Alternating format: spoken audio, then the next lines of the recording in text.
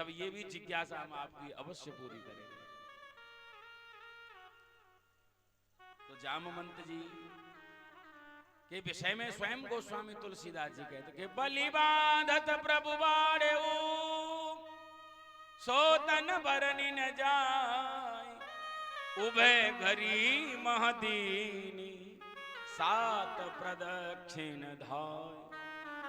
जब बलि को बंधन करने के लिए भगवान ने विराट स्वरूप धारण किया, एक पैर और सुतल लोक में और दूसरा तपलोक में ब्रह्मा जी के पास, उसी समय एक घड़ी में जामवंत जी ने भगवान की विराट स्वरूप की 7 परिक्रमा लगाई थी दौड़ करके। तो कोई साधारण कोटि के योद्धा नहीं है। आज जैसे ही जामवंत जी ने नेत्र बंद किए और जैसे ही नेत्र बंद करके ध्यान किया, सोई उन्हें कृष्ण में राम के दर्शन हो गए। 28वें दिन तो हाथ जोड़ करके खड़े हो गए जामवंत जी कि जाने त्वं सर्वभूतानां प्राण ओजसहो बलम। मैंने आपको पहचान लिया, आप तो प्राणी मात्र को बल देने वाले, प्राण देने वाले हो। विष्णुम पुराण पुरुषम प्रभ विष्णु मत ईश्वरम। आप ही विष्णु हो, आप ही पुराण पुरुष हो और आप ही मेरे राम हो। जैसे ही कहा भगवान ने कहा बहुत अच्छा किया जामवंत, तुमने पहचान लिया, वरना जो तुम्हारी स्थिति है वही हाल इधर भी वही हो रहा है। क्यों? क्योंकि तुमने कोई कसर नहीं छोड़ी, बहुत घोंटू लगाए हैं, है ना। प्रभु आपका आगमन कैसे हुआ? जामवंत जी ने कहा बस भैया कैसे आगमन हुआ? बस एक ये पत्थर का टुकड़ा बहुत बड़ा कलंक दे दिया है, इस पत्थर के टुकड़े को लेने के लिए आए हैं। जामवंत जी ने कहा इस पत्थर के टुकड़े को तो मैं आपको जीते जी नहीं दे सकता। भगवान ने कहा तुमने हमको पहचान लिया, हम आपके तब भी नहीं दोगे? जामवंत जी ने बड़ा सुंदर जवाब दिया कि सिरधर आय सो करिय तुम्हारा।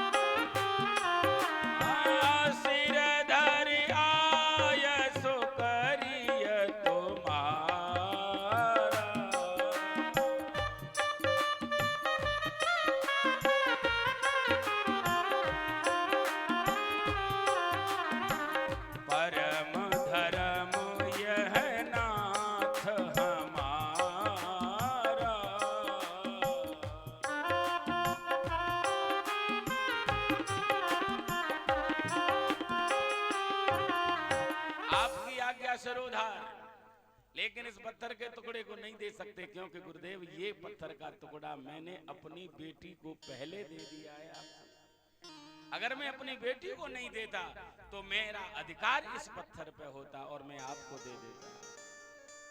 प्रभु आप तो जानते हो जो वस्तु एक बार बेटी को दे दी जाती है पर फिर उस पर पिता का अधिकार नहीं होता। ये पहले की बात है, द्वापर की बात है, आज की बात नहीं है। आज तो जो गाड़ी बेटी को दी जाती है वो सबसे ज्यादा पहले चलाई जाती है और चलाने के बाद नहीं। अगर बीच में भी जरूरत पड़े तो फोन करते हैं, सुनो दामाद जी वो गाड़ी थोड़ी 2 दिन के लिए चाहिए तो आप गाड़ी भिजवा दो। दामाद जी ने थोड़ा सा बहाना भी लगाया, पापा जी क्या करें समय नहीं है और गाड़ी तो अभी नहीं। क्या भूल गए कि हमने ही दी थी और हमारे लिए समय नहीं है? आना पड़ता है बेचारे। दामाद को ड्राइवर और बना दिया जाता है। पहले ऐसा नहीं होता था। पहले जो बेटी को जो कन्या दान कर दिया, एक बात बता, दान पर अधिकार नहीं होता है दान करने के बाद। होता है क्या? है ना? ऐसा कहीं होता है? अरे जे पंडित जी सुनो, गुरुजी ये केले ये सेब हम आपके लिए लाए हैं, आपको ही पाने। अरे ये कोई तरीका थोड़ी होता है। आपने गुरुजी को दे दिया, गुरुजी बांट दें, है ना? गुरुजी न खाएं, संतों को बांट दें। तुम्हारा अधिकार जब तक तुम खरीद रहे थे तब तुम्हारे सेब थे, जब तक तुम्हारे पास वो वस्तु थी वो तुम्हारी थी, और जब आपने दे दिया फिर वो क्या करेंगे वो उनका काम है। बोल वृंदावन बिहारी लाल।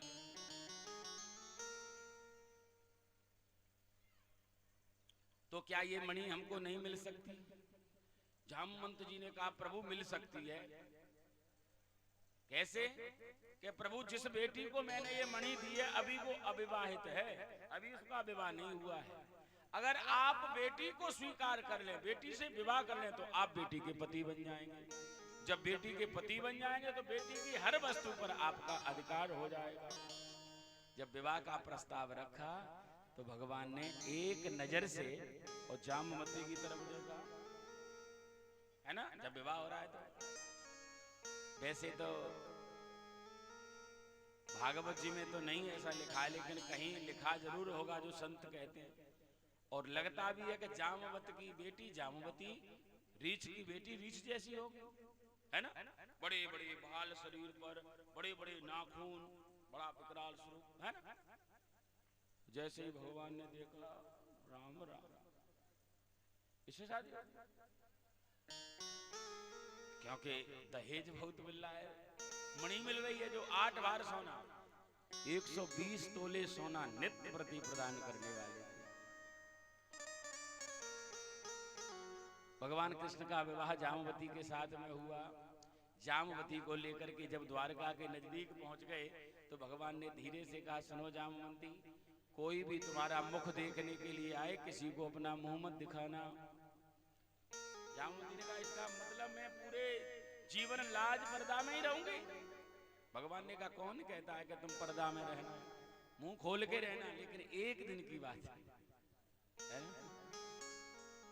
वैसे तो घूंघट जो है ना मर्यादा का प्रतीक है, ये हमारी मर्यादा है।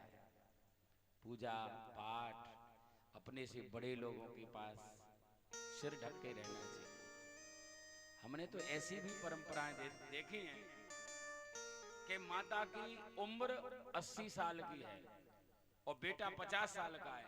अगर बेटा भी घर में आ गया तो माँ पल्ला ढक लेती थी, अपने पुत्र को भी सिर नहीं दिखाती। ये मर्यादा है। सिर खुला अच्छा नहीं होता। जिसे स्त्री सिर खोल करके रखती है उसके घर में दर्द आती है। ये बात बिल्कुल सत्य है। जो भोजन बनाते समय, भोजन खाते समय, सिर पूजा करते समय, ये सब नियम है। अगर वो सिर खोल करके करती है तो उस घर में दरिद्रता का वास होता है। भोजन करने वाले रोगी हो जाते हैं, पूजा करने वाले दरिद्र बन जाते हैं। सिर ढककर के ही पूजा की जाती है और सिर ढककर के ही भोजन बनाया जाता है और पाया जाता है। बोल वृंदावन बिहारी लाल।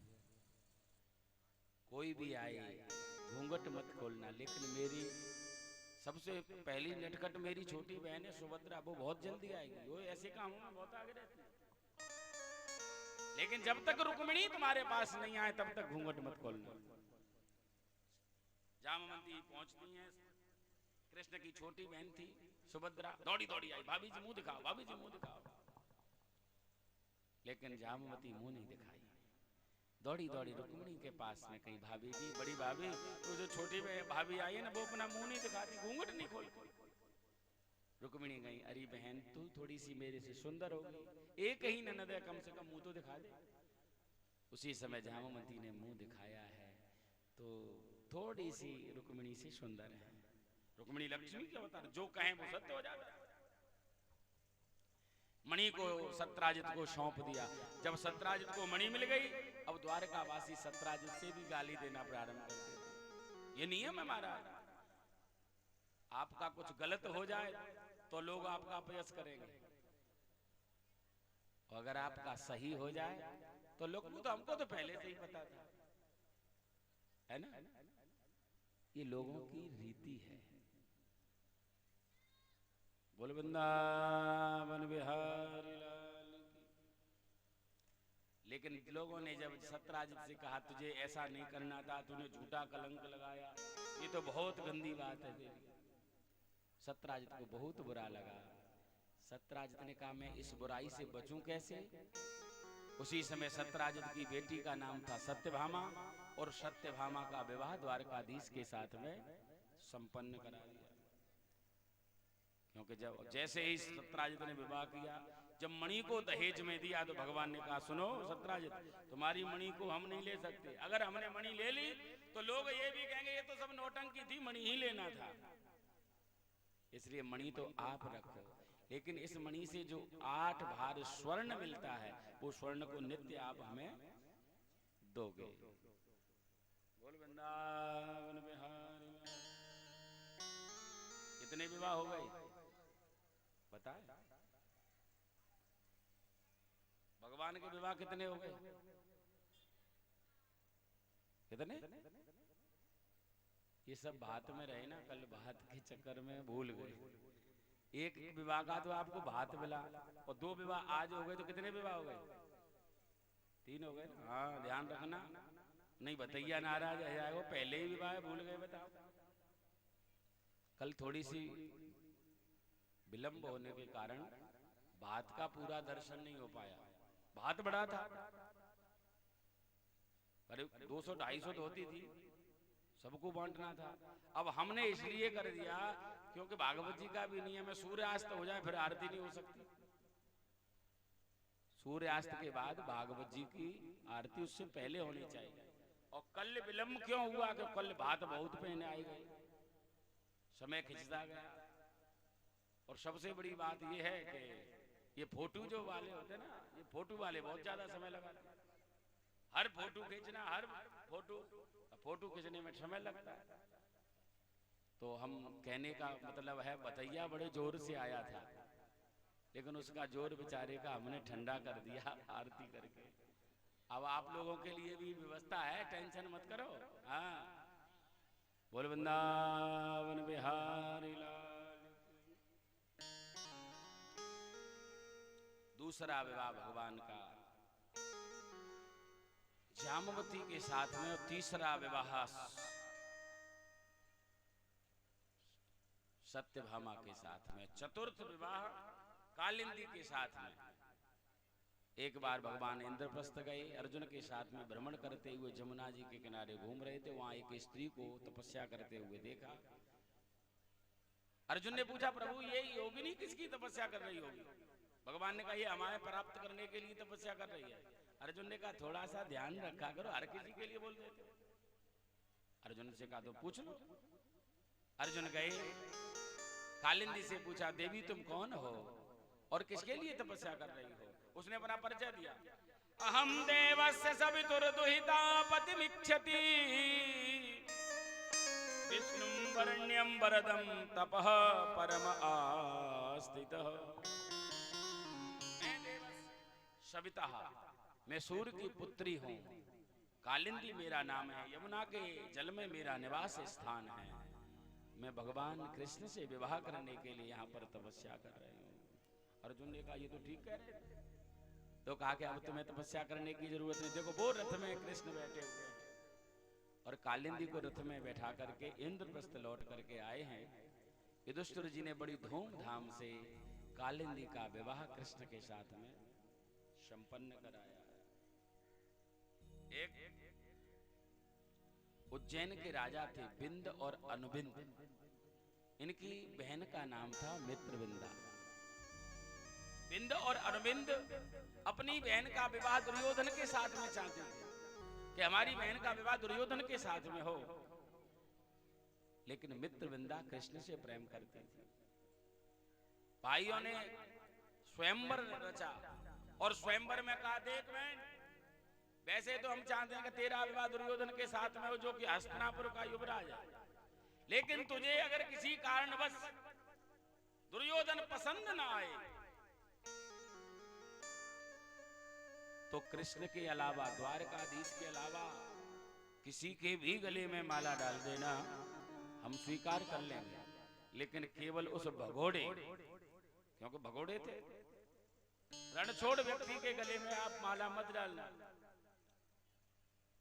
मित्रविंदा को समझाया, सारे राजकुमार बैठे थे, मित्रवृंदा सबको देखती जैसे ही द्वारकाधीश के सामने पहुंचती है, आहा, कोटि कंदर्प लावण्य, साक्षात मनमत करोड़ों करोड़ों कामदेव की कमनीयता को नष्ट करने वाली आवाज। इनकी सुंदरता ऐसी थी कि जो भी इनके सामने पड़ जाए, कई कवियों ने ऐसा कहा कि अगर लला तुम होते लली, कट जाते गले करोड़न के। ये तो अच्छा हुआ कि आप लाला बन गए, अगर कहीं लाली बन जाते तो करोड़ों राजा आपस में मर जाते आपको प्राप्त करने के लिए, है ना। मित्रवृंदा ने भगवान कृष्ण के ही गले में माला डाली और मित्रवृंदा का विवाह कृष्ण के साथ में संपन्न हुआ। एक कौशल देश के राजा थे, ये झारखंड में छत्तीसगढ़ में आता है। प्रत्येक स्टेट की पत्नी भगवान कृष्ण की थी, इसलिए समझ लो किसी को अधिपति राजा बनना है तो उसको हर स्टेट से अपना संबंध रखना पड़ेगा, है ना।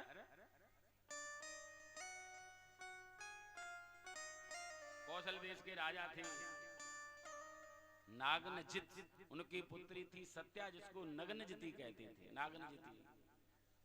इनके यहाँ 7 बैल थे।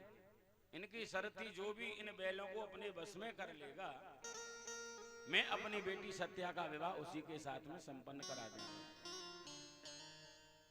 कृष्ण का तो पूरा जीवन ही गाय बैलों में निकला था। इनको तो पता था कि गाय कहां से कैसे बस में की जाती है, और 7 बैलों को देखते देखते बस में कर लिया। नाद डाल करके नग्नजित के सामने आ गए। नागनजिती का विवाह भगवान कृष्ण के साथ में संपन्न हुआ। कितने विवाह हो गए? 6 विवाह हो गए। जब नग्नजिती को लेकर के चल दिए तो इनके लिए पहले राजाओं ने हाथ पैर तोड़वा लिए थे बैलों से। वो हॉस्पिटल में पड़े हुए, इलाज चल रहा था, किसी ने जाकर के कह दिया लो विवाह हो गया द्वारकाधीश का ना सत्या के साथ में, तुम वैसे ही अपना सिर फोड़ करके यहाँ हॉस्पिटल में पड़े रहे। वहीं से निकल पड़े, हमारे जीते जी नहीं ले जा सकते, अभी हम मर थोड़े गए। दूसरे राजाओं ने कहा पागल मत बनो, पहली जुड़ी नहीं है, दोबारा टूट गई तो 1 आध महीना और लग जाएगा। 7वां विवाह भगवान का सुतकीर्ति नाम की एक रानी थी, उनकी पुत्री का नाम था भद्रा। उसने कृष्ण को बुला करके राजी बाजी से प्रेम पूर्वक विवाह कराया था। बस एक विवाह राजी से हुआ था जो माता पिता, वरना सब 8वां विवाह लक्ष्मणा के साथ में लक्ष्य का भेद करके भगवान कृष्ण का हुआ। ये भगवान की अष्टपटरानी थी। गीता में भगवान ने कहा है कि भूमिरा वो नलो वायो खम मनो बुद्धिरेव च अहंकारमिति यम्मे भिन्ना प्रकृतिरष्टधा। ये 8 प्रकार की प्रकृति है,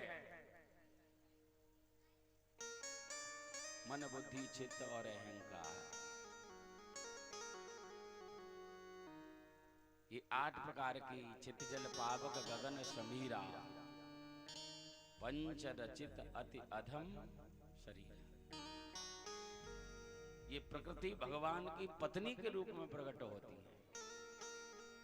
प्रकृति भगवान की सेवा में उपस्थित होती, सेविका बनती है।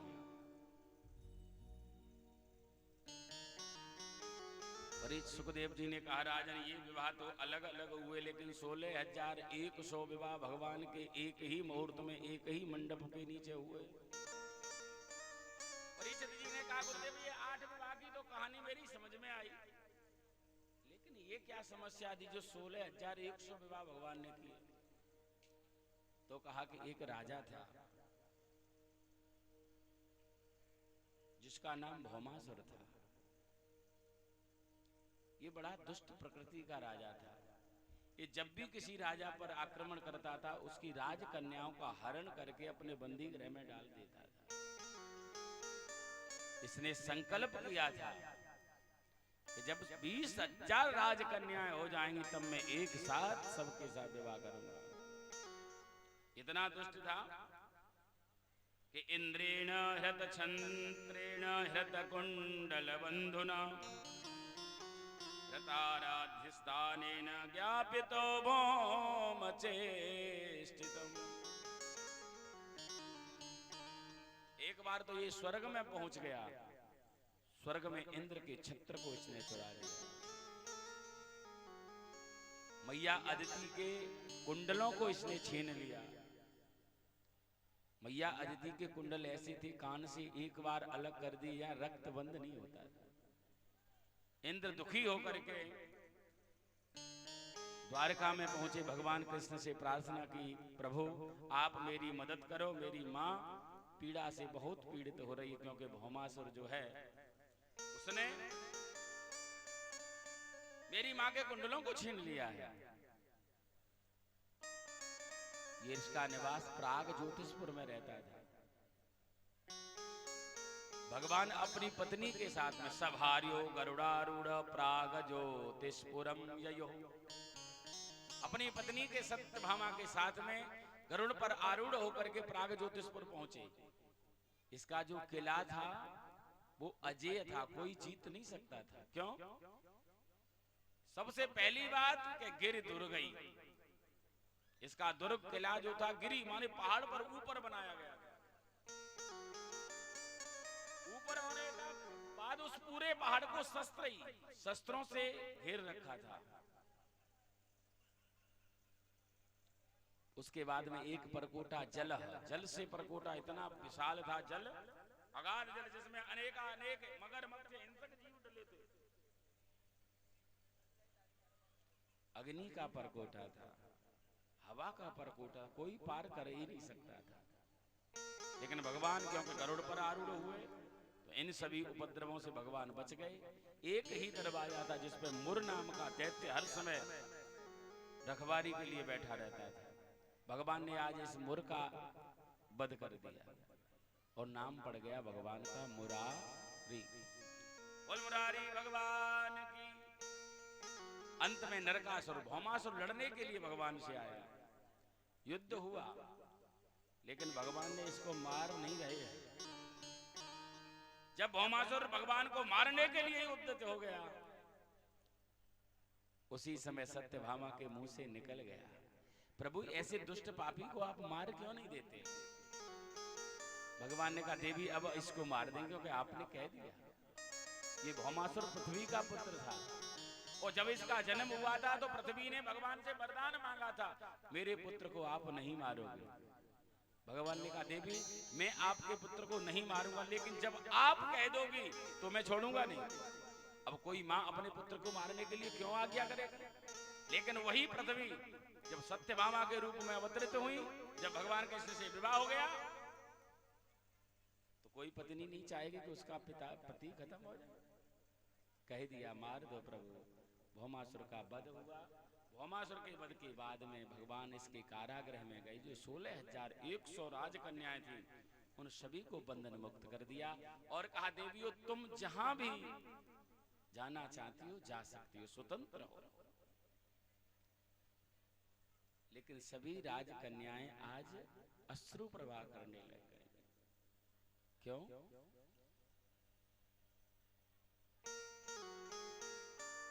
उन देवियों ने एक ही बात कही, प्रभु अब हम बंधन मुक्त होकर के भी जाएं तो जाएं कहां? जाने के लिए हमारे पास दो रास्ते हैं।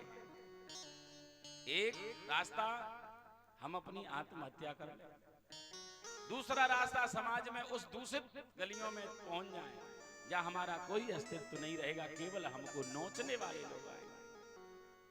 क्योंकि अब हमारे माता पिता भी हमको स्वीकार नहीं करेंगे, क्योंकि अब हमसे कोई भी राजपुत्र विवाह नहीं करेगा, क्योंकि हमारा दोष केवल इतना है कि हमको बंदी गृह में डाल करके रखा है।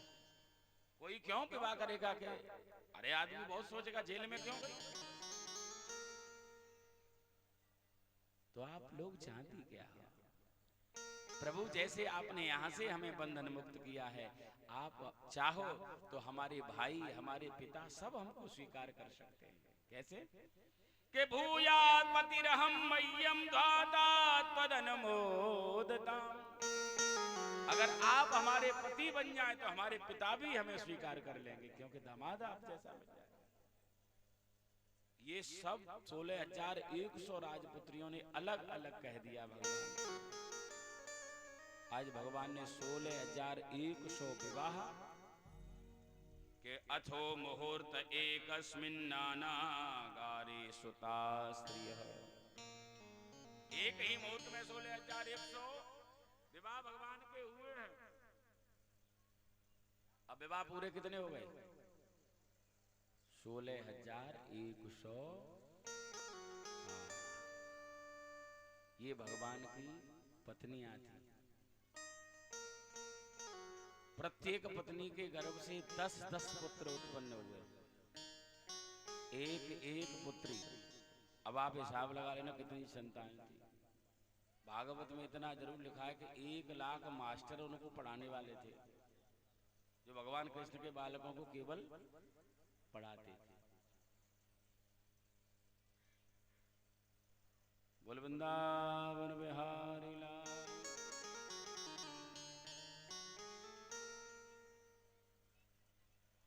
आइए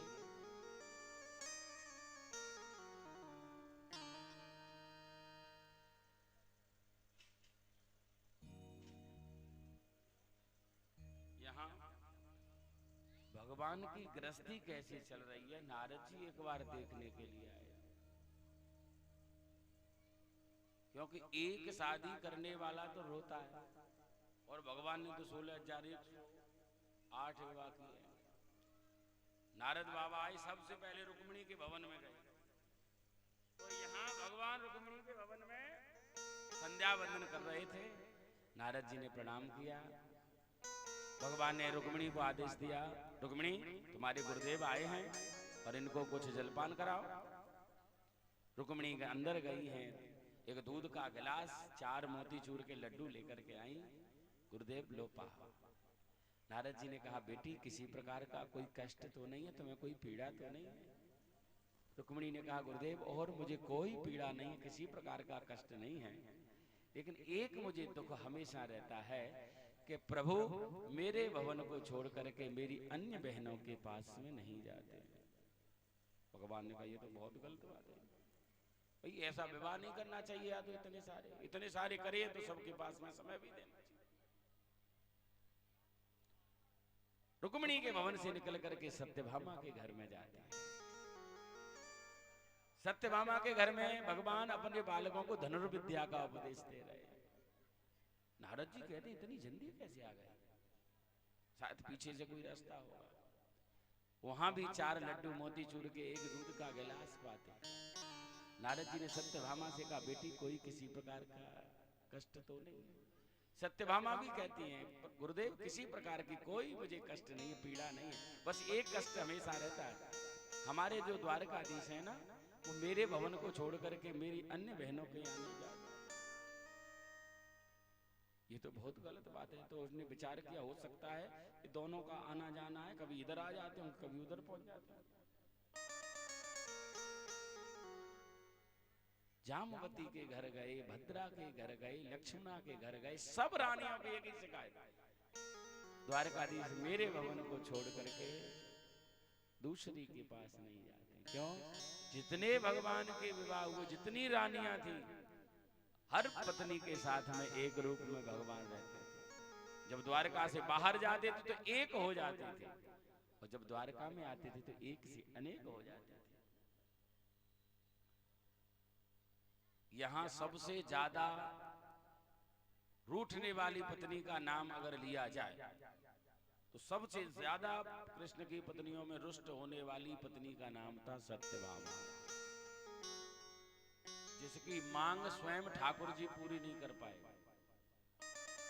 हर रोज नित्य नवीन डिमांड रहती थी। कभी कहती थी मुझे कल्प वृक्ष के पुष्प चाहिए, और जब कल्प वृक्ष के पुष्प ले आए तो अब मुझे वृक्ष ही चाहिए। भगवान इंद्र से भी युद्ध करके कल्प वृक्ष लेकर के आते। यहां तक कि एक दिन तो सत्यभामा ने इतने पर भी शिकायत क्या थी, मेरे कैसे भी करके ये बस में हो जाए। नारद जी से पूछा, गुरुजी कोई ऐसा मंत्र बता दो मेरा पति मेरे बस में हो जाए। जो स्त्री अपने पति को बस में करने के लिए अंतर तंत्र मंत्र जंत्र करती है वो नरकगामी बनती है। हाँ, एक मंत्र हमारे पास अवश्य है। अगर कोई चाहे कि हमारे पति हमारे बस में हो जाएं, तो मेरे पास एक मंत्र है, किसी को लेना हो मैं दे सकता हूं। लेना नहीं लेना, यहां तो पहले से ही वशीकरण हो रखा है। अगर किसी को बस में करना हो, एक केवल पति की बात नहीं है, किसी को अपनी सास बस में करनी हो, किसी को ससुर बस में करना हो, एक बहुत बड़ा गोपनीय मंत्र मैं आपको दे सकता हूं। क्योंकि आप, मैं देख रहा हूं कि बहुत गर्मी आपने सहन की है, 7 दिन आए। आपकी सास कितनी भी क्यों खतरनाक हो, अगर आपके सामने न गिड़गिड़ाने लगे, न मजबूर हो जाए, तो आप मेरा नाम बदल देना। मंत्र बहुत सुंदर है, बता दूं? ये जो घुटने होते हैं ना, घुटने के नीचे नीचे एक मांस का टुकड़ा सा होता है। 2 महीने लग के उसको दबाना प्रारंभ कर दो। 2 महीने उसके चरण दबाओ और 2 महीने के बाद फिर उसके पास जाना बंद कर दो। तो कितनी भी बड़ी खतरनाक हो, तुम्हारे पीछे पीछे घूमे, बहुत नेक दबा दे, बहुत दर्द है रहो तो। यानी उसको ऐसी आदत डाल दो कि वो मजबूर हो जाए। मैं सत्य बता रहा हूं। अगर किसी को बस में करना हो तो उसके चरण दबाना प्रारंभ कर दो। जब 2 महीने दब जाएंगे, मैंने व्यक्तियों को रोते हुए देखा है, ये बहुत बड़ा नशा हो जाता है। पैर दबाने का बहुत बड़ा नशा होता है, फिर उसको नींद नहीं आ सकती है, फिर उसे भोजन नहीं अच्छा लगेगा, फिर वो पीछे पीछे घूमेगा, थोड़ी देर के बाद। इसलिए आपको देखा होगा कि जब भी नई बहू आती है तो उसको मंत्र दिया जाता है सास की चरण दबाना, लेकिन उस बात को समझ नहीं पाई कि क्यों दबाने के लिए कहा जाता है। और पति को बस में करना हो तो ये भी एक मंत्र है, अपने मायके से 5 किलो देसी घी मंगवाओ और बूरो मंगवाओ 5 किलो, और नित्य प्रति देसी घी और बूरो खवाओ पति को। लेकिन वो मायके का ही होना चाहिए, नहीं कि अपने पैसे से खरीद लाओ, है ना? अपने मायके से लेकर के आओ देसी घी का, बढ़िया देसी घी बूरा। घी बूरा खाएगा तो फिर तो तुम्हारे गीत गाएगा ही गाएगा, बोल वृंदावन बिहारी लाल। लेकिन ऐसा क्यों होता है वो मैं आपको बता रहा हूं। पति के पैरों में शनि का वास होता है और स्त्री के हाथों में शुक्र का वास होता है। जब शुक्र शनि पर दबाव बनाता है तो ये बात निश्चित है वहां प्रेम वृद्धि होती है। इसको आप अन्यथा मत लेना, मैंने कहा प्रयास पूर्वक था, लेकिन ये है सत्य। जो पत्नी ऐसा करती है या जो बहू अपनी सास के लिए ऐसा करती है, तो सास कितनी भी खंखा क्यों न हो फिर भी वो हो जाए। बोल वृंदावन बिहारी लाल। अच्छा, सत्यभामा सबसे ज्यादा मांग क्यों करती थी? क्योंकि भगवान की विवाह में सत्यभामा ही एक ऐसी पत्नी थी जिसके विवाह में दहेज मिला था, और किसी के साथ में दहेज नहीं मिला। तो सीधी बात है, जहां से दहेज मिलेगा, है ना? दहेज तो बहुत बुरी बात है। आप चाहते हो आपकी बेटी, आपकी बहू बेटी के समान रहे, तो उसके घर से कभी दहेज मत लो मत। उसके बारे में सबसे बड़ी बात, उसके मायके की कभी कोई गलत बात मत करो। तेरे बाप ने हमको ये नहीं दिया, तेरे बाप ने हमको वो नहीं दिया, फिर वो तुम्हारी सेवा क्यों करेगी? दहेज लेना पाप है। मुझे एक प्रसंग याद आता है, जिस समय राम जी का विवाह सीता जी के साथ में हुआ, चारों भाइयों का विवाह हो गया। जब विदाई समारोह हो रहा था, जब विदाई कर रहे थे जनक महाराज, तो उनके नेत्र सजल थे क्योंकि बेटी की विदाई कर रहे थे। राजा दशरथ जी के सामने हाथ जोड़ करके खड़े थे। उसी समय राजा दशरथ जी ने झुक करके जनक के पैर पकड़ लिए, पैर छुए। जनक जी ने हाथ पकड़ लिए, महाराज ये आप क्या कर रहे हैं? मैंने आपको बेटी सौंपी है और अब मुझे आपको प्रणाम करना चाहिए। राजा दशरथ जी ने चरण छूते हुए, रोते हुए, बिलखते हुए कहा, मैं आज छोटा हो गया क्योंकि आज तुम देने वाले हो, मैं लेने वाला हूं, और लेने वाले से देने वाला बड़ा होता है। इसलिए राजा दशरथ जी ने एक ही उपदेश अपनी पत्नियों को जाकर के दिया, बधूल रिकनी पर घर आई,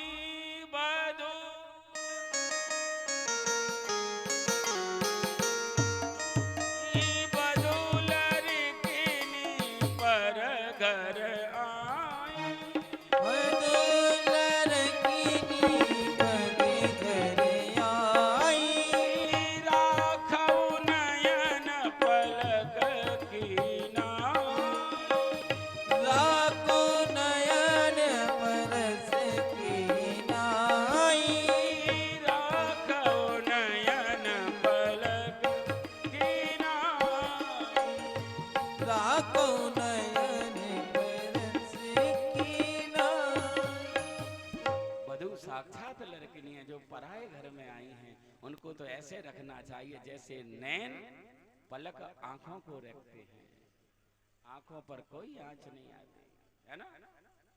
तो ये हमें राम कथा सुनाई। लेकिन भगवान की एक पत्नी ऐसी भी है जो कभी क्रोध करना जानती भी नहीं। उनका नाम क्या है?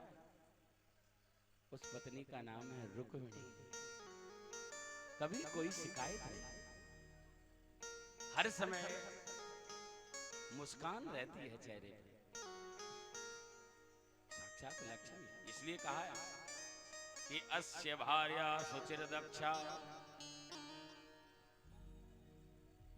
यस्य भार्या सुचिर दक्षा, भर्तार मनुगामिनी, नित्यं मधुर वक्त्री च सारमान रमा रमा। जिसकी पत्नी स्वच्छ हो, पवित्र रहती हो, पति के मनोनुकूल कार्य करती हो, नित्यम मधु मीठा बोलती हो, वही लक्ष्मी है। इसलिए रुक्मिणी कभी कोई शिकायत भगवान से नहीं करती। एक दिन भगवान को पता नहीं क्या सूझा, करहि चित सुखमासीनम स्वल्पस्तम जगद गुरु पतिम पर्यचरत भैष्मी भजनीन सखी जन। करे चित, कभी एक दिन भगवान भोजन के उपरांत सुखासन पर बैठ गए और रुक्मिणी पंखा जलने का काम करना प्रारंभ कर दिया। पतिम पर्यचरत भैष्मी, भीष्म की पुत्री, व्यजनेन सखई जनी। व्यजन माने पंखा होता, पंखा डजल रही थी और पंखा जलते जलते भगवान का ध्यान रुक्मिणी की मुख पर गया। मंद मंद मुस्कान रहती थी। विचार आया आज कुछ ऐसा बोल करके देखते जिससे क्रोध आ जाए। भाई क्रोध के भी तो दर्शन करना चाहिए। भगवान प्रयास करना प्रारंभ कर दिया।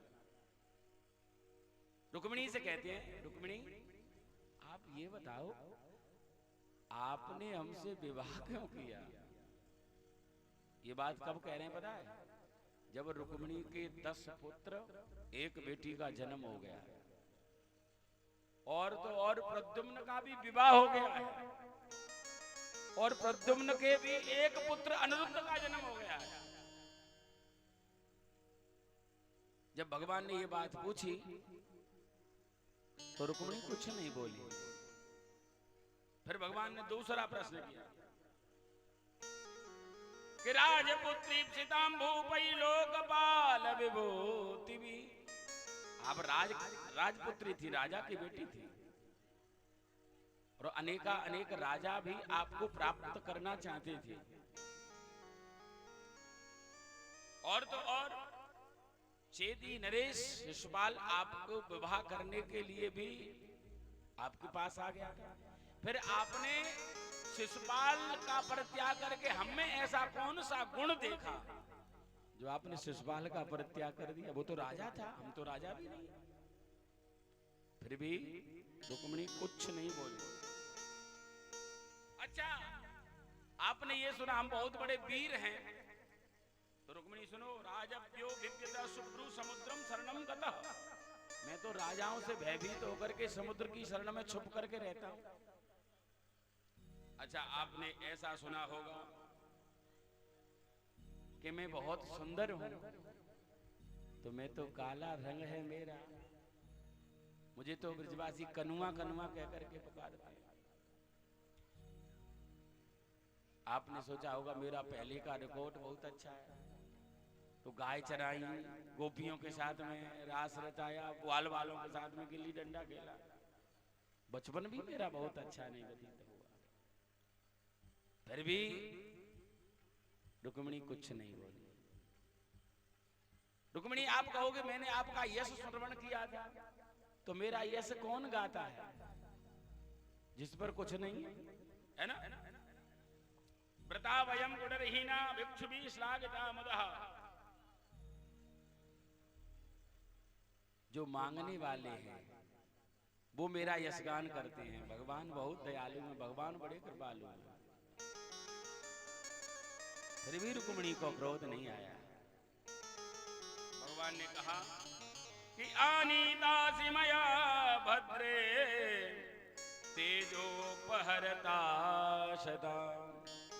इसलिए मैंने ऐसा निर्णय किया है, अभी भी कुछ नहीं हुआ, मैं अभी अपना कोई सेवक भेज करके तुम्हें शिशुपाल के यहाँ भेज देता हूं। शिशुपाल तुम्हें आज भी स्वीकार कर लेगा। आज की रुक्मिणी होती तो पत्थर से सिर फोड़ देती। अच्छा, अब ये सारी बातें तुमको याद आ रही हैं? लेकिन रुक्मिणी ने कुछ नहीं बोला और न क्रोध किया, बस आंख बंद हो गई, मूर्छित होकर जमीन पर गिर पड़ी। भगवान व्याकुल हो गए, चतुर्भुज स्वरूप धारण करके, और भगवान उठा करके गोदी में पानी का छिड़काव कर रहे हैं, अपने पल्लू से हवा करके जब उनके नेत्र खुले तो भगवान ने देखा, सांत्वयामास शास्तव्य कृपया कृपणाम प्रभो। सांत्वना देते हुए रुक्मिणी से कहा, देवी जी मैं तो आपसे मजाक कर रहा था।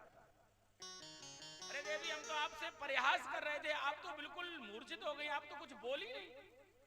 हम तो सोच रहे थे कि आप कुछ बोलो।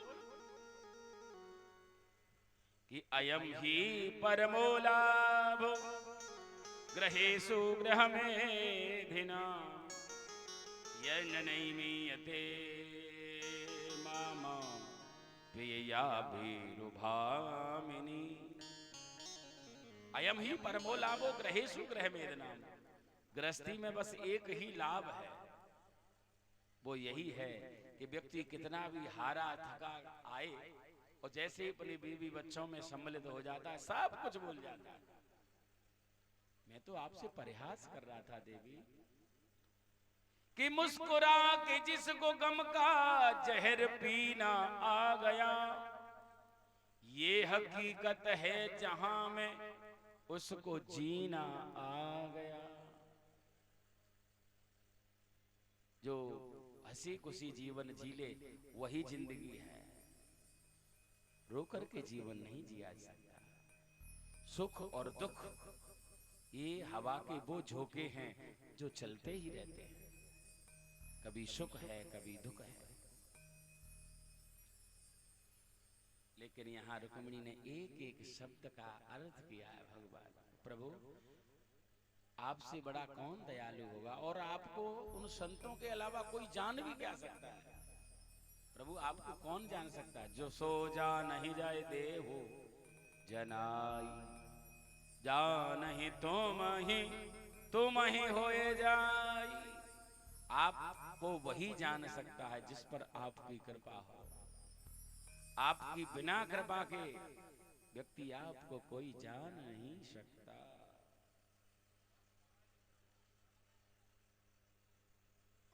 आइए एक सुंदर सा भजन गाते हैं और उसके बाद में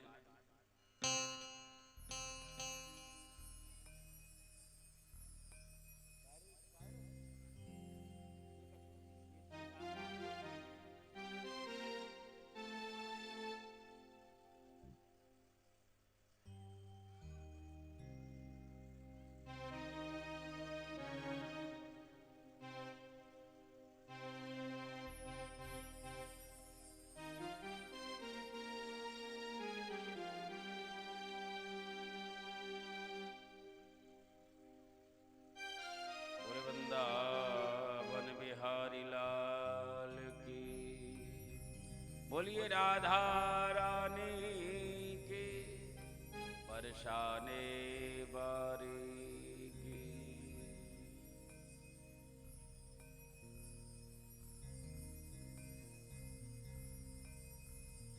इसके बाद में एक बड़ी सुंदर सी कथा आती है। एक भोलेनाथ का भक्त था जिसका नाम था बाणासुर। भगवान भोलेनाथ की इसने बहुत तपस्या की।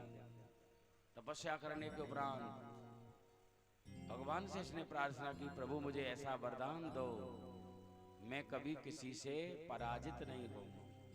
भगवान ने एक इसको ध्वजा दी है और कहा इस ध्वजा को अपने महल पे लगा दे। जब तक ये ध्वजा झुकेगी नहीं तेरी पराजय नहीं होगी। जिस दिन ये तेरी ध्वजा झुक जाएगी समझ लेना तेरी पराजय होगी। बाणासुर दैत्यराज प्रहलाद का प्रपौत्र है, क्योंकि प्रहलाद के पुत्र बैरोचन, बैरोचन के बलि और बलि का पुत्र था बाणासुर। बाणासुर की एक बेटी थी जिसका नाम था उषा। इतस्योषा नाम दुहिता स्वप्ने प्राद्युम्निनामृतिं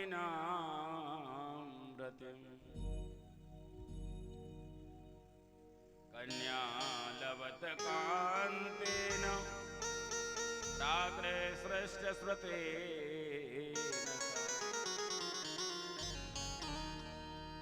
उसकी पुत्री का नाम था उषा। उषा ने एक दिन स्वप्न में और प्रद्युम्न का अनिरुद्ध का अवलोकन किया है। प्रद्युम्न के पुत्र अनिरुद्ध का अवलोकन किया। बड़ा सुंदर पुरुष। ये उसको देख करके विचलित हो गई और इस उषा ने अपनी सखी कुभांड की पुत्री चित्रलेखा से प्रातः काल अपना स्वप्न बताया और कहा बहन मुझे वो पुरुष चाहिए जिसका अवलोकन मैंने स्वप्न में किया है। चित्रलेखा ने कहा बहन तुम जानती हो वो कौन है, कहां रहता है, कैसा है? उषा ने कहा वो पुरुष मैंने न तो कहीं देखा है न मैंने कहीं सुना न मैं उसको जानती हूँ, लेकिन हाँ मुझे चाहिए वही। चित्रलेखा चित्र बनाने का काम करती थी। उसने कहा मैं अभी चित्र बनाती हूँ, क्या तुम उस पुरुष को पहचान सकती हो? उषा ने कहा हाँ मैं अवश्य उसे पहचान लूंगी। और चित्र बनाना प्रारंभ किए। इत्युक्ता देव गंधर्व सिद्ध चारण पन्नगान दैत्य विद्याधरान यक्षान मनुचाश्च यथालिक। सबसे पहले चित्रलेखा ने देवताओं के चित्र बनाई। उषा ने कहा इनमें से कोई नहीं। गंधर्वों के, सिद्धों के, चारणों के, पन्नगों के, दैत्यों के, विद्याधरों के चित्र बनाई। उषा ने कहा इनमें से कोई नहीं है। मनुष्यों के चित्र बनाए, पूरे सूर्यवंश के राजाओं के चित्र बनाए। उषा ने कहा इसमें से कोई नहीं है। चंद्रवंश के राजाओं के चित्र बनाए। सूर आनक दुंदुभि सूरसेन का चित्र बनाया। आनक दुंदुभि वसुदेव जी का चित्र बनाया। उषा ने कहा इसमें से कोई नहीं। व्यलिखद राम कृष्ण उच प्राद्युम्नं विच्छलज्जिता। बलराम और कृष्ण का चित्र बनाया। प्रद्युम्न का चित्र बनाया। प्रद्युम्न के चित्र को देख करके कुछ लज्जित हो गए। चित्रलेखा ने कहा क्या यही पुरुष है? उषा ने कहा ये तो नहीं है, लेकिन हाँ इससे कुछ मिलता है। उसी समय अनिरुद्धम व्यलिखत बीच अबामुखी ह्रिया, नीचे को नजर हो गई उसकी। अनिरुद्ध को देख करके जय जय श्री राधे।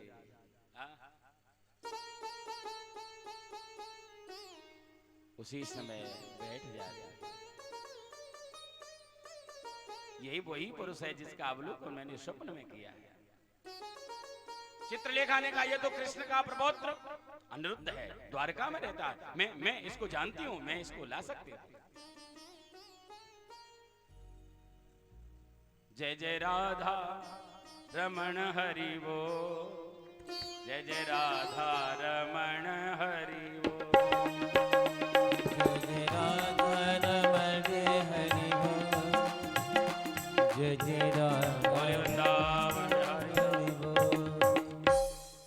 हमारे परम हितैषी राम अवतार यादव जी आए अभी। हमने इनको फोन करके सूचना की इसी क्षेत्र के रहने वाले हैं और वृंदावन में हमारे पास जाते रहते प्रत्येक महीने में।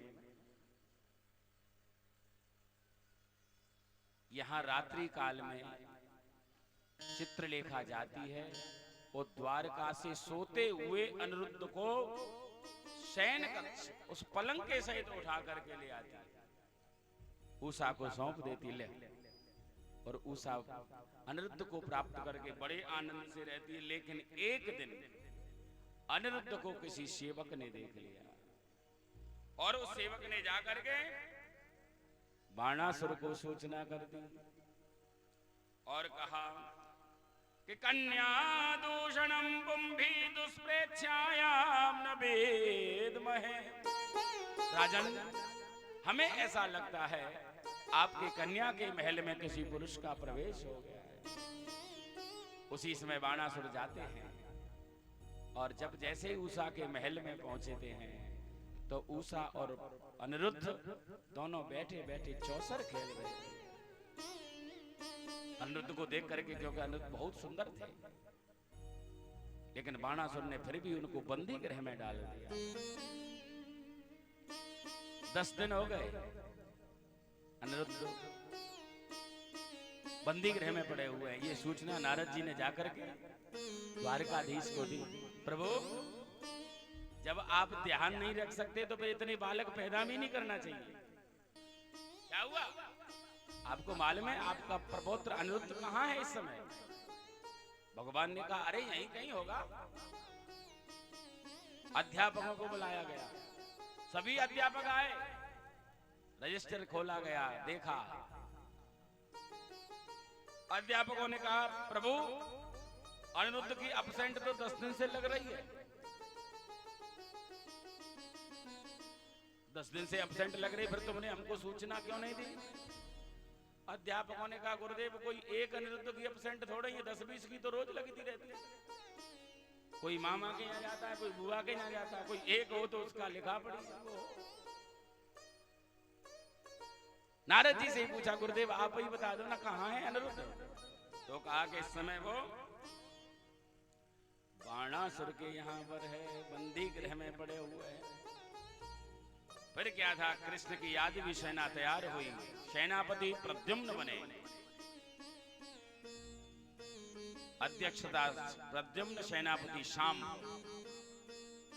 उन्होंने बाणासुर पर चढ़ाई की, बाणासुर से युद्ध हुआ। इस युद्ध में पहले बाणासुर के द्वारा कृष्ण की सेना का संहार किया गया। जब भगवान कृष्ण पहुंचे तो बाणासुर की सेना और नष्ट होने पर आ गई। उसी समय बाणासुर ने अपने गुरुदेव भोलेनाथ का स्मरण किया, प्रभु मेरी पराजय हो रही है, यहाँ भोलेनाथ कृष्ण का युद्ध हुआ है। क्योंकि भोलेनाथ का शिष्य था बाणासुर। यहाँ रुद्र ज्वर का वेग भोलेनाथ ने छोड़ा है। लेकिन आज रुद्र ज्वर ने विष्णु ज्वर को प्रणाम किया है। ये दो प्रकार के जो ज्वर होते हैं ना, बुखार, जो गर्मी देकर के बुखार आता है वो रुद्र ज्वर है, और जो सर्दी देकर के बुखार उत्पन्न होता है वो विष्णु ज्वर है। गर्मी देकर के बुखार आता है वो ठीक हो जाता है, लेकिन जो सर्दी देकर के बुखार आता है वो खतरनाक होता है। आज रुद्र ज्वर ने विष्णु ज्वर को प्रणाम किया है। बोले बाबा ने कृष्ण से कहा, प्रभु ये कैसी लीला हो रही है, इन चेलाओं के चक्कर में, भक्तों के चक्कर में हमारा तुम्हारा युद्ध हो गया। भगवान ने कहा तुम्हारी समझ में नहीं आ रहा, चेला को समझाओ। भोलेनाथ ने बाणासुर को समझाया, अरे भैया तुझे अपनी बेटी का विवाह तो करना ही है, फिर अपनी बेटी का विवाह योग्य वर है और तेरी बेटी भी चाहती है तो अनिरुद्ध के साथ में विवाह ही कर दे। बोल वृंदावन बिहारी लाल। ये जीतेश यादव और कंकु यादव के द्वारा स्वागत सम्मान, आप लोग तालियां एक बार बढ़िया सी बजा दें।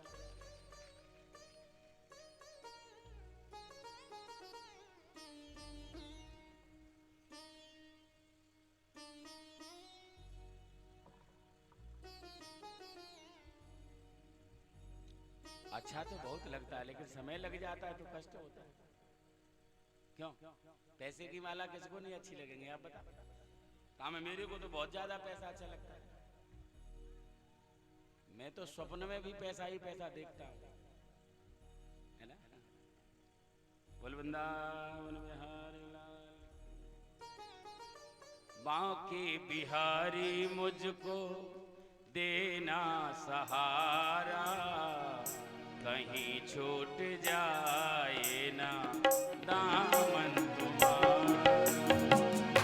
बांके बिहारी मुझको देना सहारा, कहीं छूट जाए ना दामन तुम्हारा। बांके बिहारी मुझको देना सहारा, बांके बिहारी मुझको देना सहारा, कहीं छूट जाएगा दामन तुम्हारा। कहीं छूट जाए ना दामन तुम्हारा।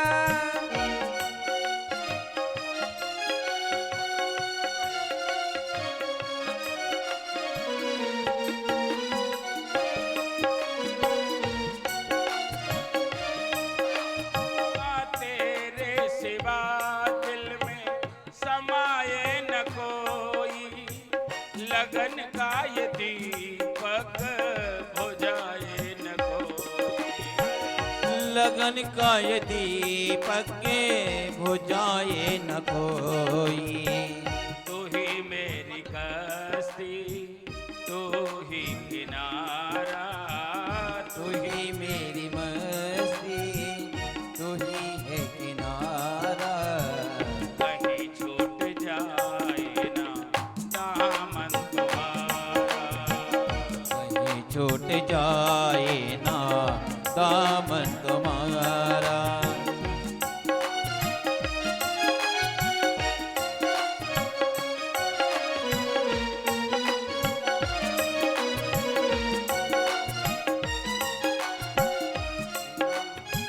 तेरे नाम का गान गाता रहूं मैं, सुबह शाम तुमको रिझाता रहूं मैं। सुबह शाम तुझको रिझाता रहो मैं। सुबह शाम तुझको रिझाता रहो मैं। तेरा नाम मुझको है प्राणों से प्यारा। तेरा नाम मुझको है प्राणों से प्यारा। कहीं छूट जाए ना दामन तुम्हारा। कहीं छूट जाए ना दामन तुम्हारा।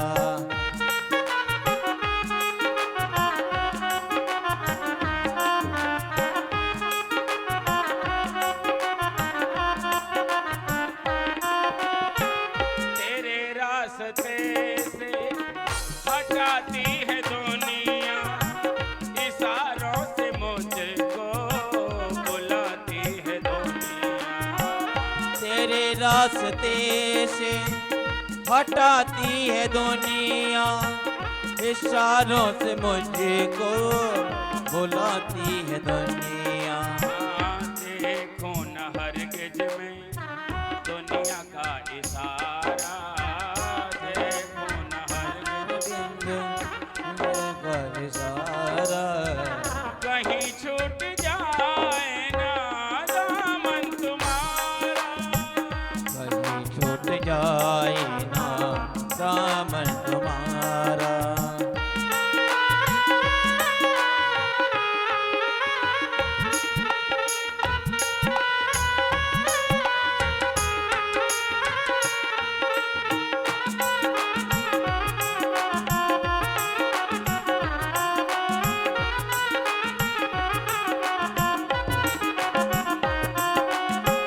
बड़ी भूल की जो मैं दुनिया में आया, मूल भी खोई और ब्याज भी कमाया।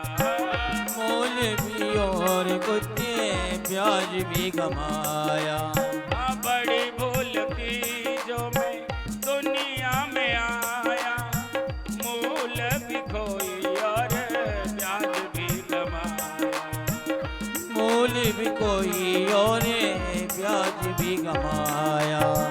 दुनिया में मुझको भेजो ना दोबारा, दुनिया में मुझको भेजना दोबारा।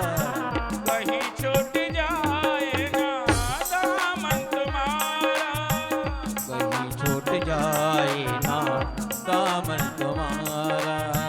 बाकी बिहारी मुझको देना सहारा, बाकी बिहारी मुझको देना सहारा। कहीं छूट जाए ना दामन तुम्हारा, कहीं छूट जाए ना दामन तुम्हारा। कहीं छूट जाए ना दामन तुम्हारा, कहीं छूट जाए ना दामन तुम्हारा। कहीं छूट जाए ना दामन तुम्हारा। बोले वृंदावन बिहारी लाल की। इसके बाद और उषा का विवाह अनिरुद्ध के साथ में हुआ। भगवान कृष्ण ने बाणासुर से कहा, बाणासुर मैं तुम्हें कभी मार नहीं सकता था। क्यों? क्योंकि मैंने तुम्हारे बाबा प्रहलाद को पहले ही वरदान दे चुका है कि मैं प्रहलाद के वंशज किसी का भी वध नहीं करूंगा। इस प्रकार यहां पर बड़ी सुंदर लीला है। एक दिन भगवान कृष्ण के जो बालक थे और भ्रमण करते हुए खेलते हुए वन में पहुंच जाते हैं। प्यास से पीड़ित होकर के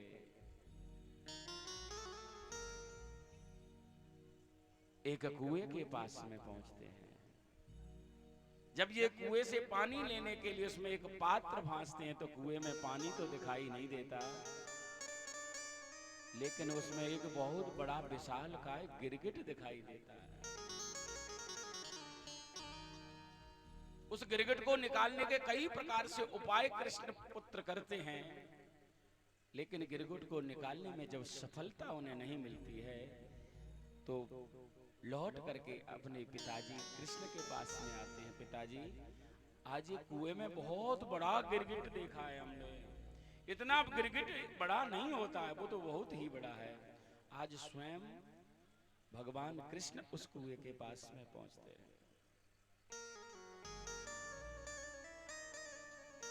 और उस गिरगिट को अपने बांव हाथ से पकड़ करके जैसे कुएं से निकालते हैं, उसी समय उस गिरगिट का शरीर छूट जाता है और उससे एक बड़ा सुंदर दिव्य पुरुष उत्पन्न हो जाता है।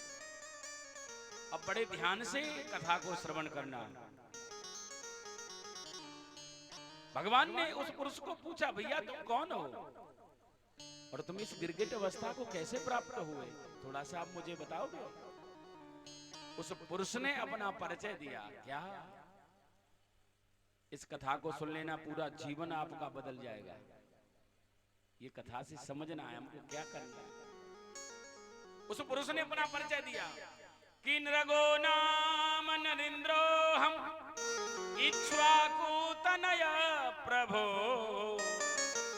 दाने स्वाख्याय मानेषु यति ते करणम स्पृशम। प्रभु, मैं नृग नाम का राजा हुआ करता था। मेरे सूर्यवंशी राजा था। इक्ष्वाकु तनया प्रभु, इक्ष्वाकु का पुत्र हूं मैं।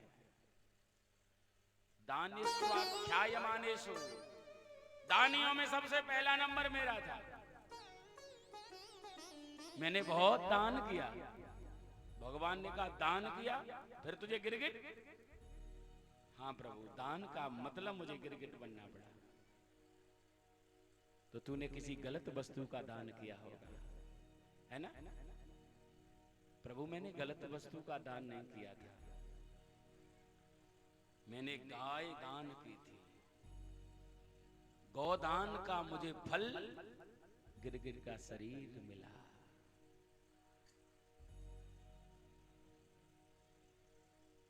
कितनी गाय दी? यावत्या सिकता धैर्येणु यावत्यो गिरितारका यावत्यो वर्षधाराश्च तावतीर्ददास्मुगा।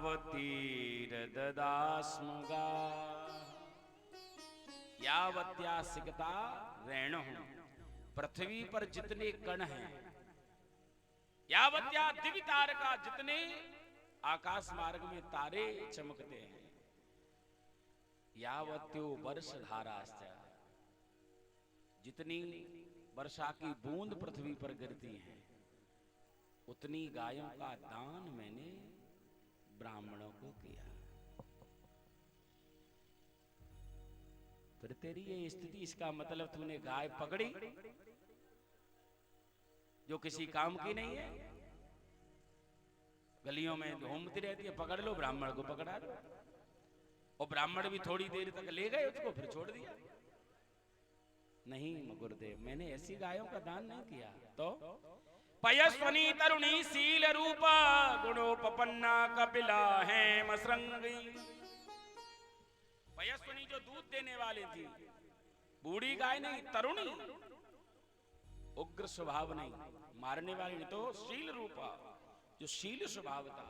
और गुणोपपन्ना, गुणों में कैसी थी? कोई कपिला थी, कोई हेमसरंगी थी। भगवान ने कहा तो तेरा धन दूषित होगा, जिस धन से तूने गाय खरीदी होगी, पहले चोरी की और चोरी करने के बाद फिर दान किया। चोरी के धन का भी दान का कोई मतलब नहीं है। किसी का गला काट करके आप लाए हो और उससे आप दान करके सुख चाहते हो, नहीं मिलेगा। तो कहा कि न्यायार्चिता, जो न्याय से अर्चित थी, उन्हीं गायों को मिलता। एक महाभारत का बड़ा सुंदर सा प्रसंग है। समय तो हो रहा है, मैं जानना हो, समय तो है, लेकिन सुनाना पड़ेगा। एक बार जब राजा युधिष्ठिर राज सिंहासन पर बैठ गए, एक ब्राह्मण उनके नगर का राजा युधिष्ठिर जी के पास में पहुंचा। उस ब्राह्मण ने विनय की, राजन, मेरी पुत्री विवाह के योग्य हो गई है और मैं अपनी बेटी का विवाह करना चाहता हूं, लेकिन मुझे थोड़ा सा आपसे दान चाहिए जिसके द्वारा मेरी बेटी का विवाह हो जाए। बोल वृंदावन बिहारी लाल। क्या नाम है आपका? शुभ कल्याण सिंह यादव और पैरा रमा, रमा, इनका गांव रमा है। बोल वृंदावन। हमारा क्या नाम? राहुल यादव, जनकपुर। एक बार ताली तो जोर से बजा दो, इन्होंने तो सॉल उड़ाई है। देखो, कोई पैसा वाली माला पहनाया करे तो बहुत जोर से बजाया करे, बोल वृंदावन बिहारी लाल की। ये भी पक्की बात है, अगर इस क्षेत्र से भी हम माला माल होकर के नहीं गए तो ये भी कन्फर्म है, फिर हम कहीं जाएंगे नहीं, है ना। हमारे गुरुजी तो ये कहते हैं कि यादवों पे पैसा है, निचोड़ ले बेटा, जितना निचोड़ ले, तेरे सारे चेहरा यादव है ना। मैं भी खूब निचोड़ता हूं। देखो ये बात सत्य है, मैं ज्यादा किसी के यहाँ जाता नहीं और यादवों को छोड़ता नहीं। मुझ में भी बीमारी लग गई है, मैं उसी से लेता हूं जिसको मैं पसंद करता हूं, है ना। यादवों की रबड़ी मैंने बहुत खाई है, मैं सत्य बता रहा हूं, इसलिए मुझे खुशी होती है।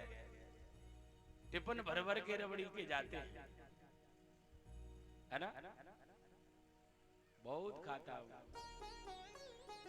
और मैं कह भी देता हूं, भैया मुझे जो पसंद है वो मुझे मिले, फिर चाहे कुछ भी आप आशीर्वाद लो। बोल वृंदावन बिहारी लाल की। हाँ बेटा, क्या नाम है तुम्हारा? अंकित यादव आ गए, ताली बजाओ।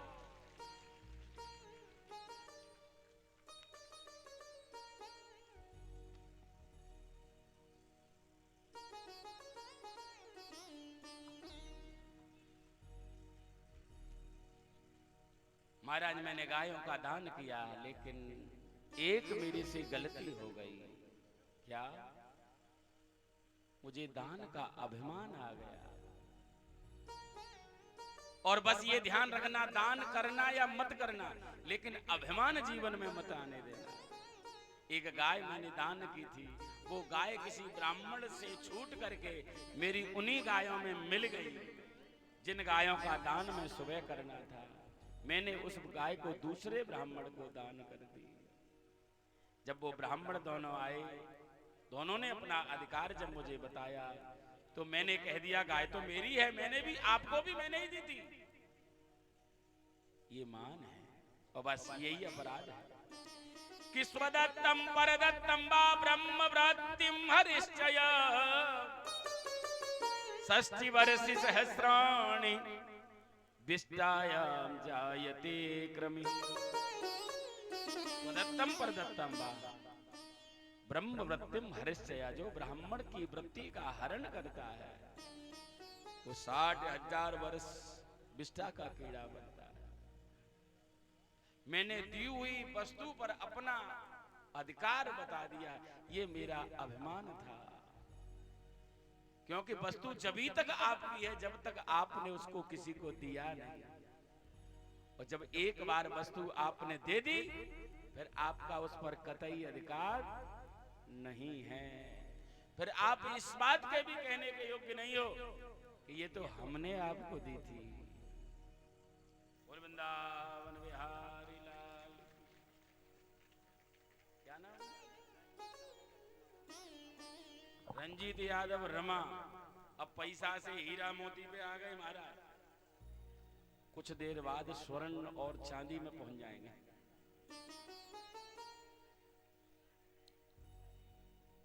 तेरी जय हो बांके बिहारी, तेरी जय हो रमण बिहारी, तेरी जय हो बांके बिहारी, तेरी जय हो रमण बिहारी, तेरी जय हो बांके बिहारी, तेरी जय हो रमण बिहारी, तेरी जय हो बांके बिहारी, तेरी जय हो रमण बिहारी, तेरी जय हो बांके बिहारी, तेरी जय हो रमण बिहारी, तेरी जय हो बांके बिहारी, तेरी जय हो रमण बिहारी, तेरी जय हो गिरवरधारी, तेरी जय हो श्रीवनधारी, तेरी जय हो गिरिवरधारी, तेरी जय हो कुंज बिहारी।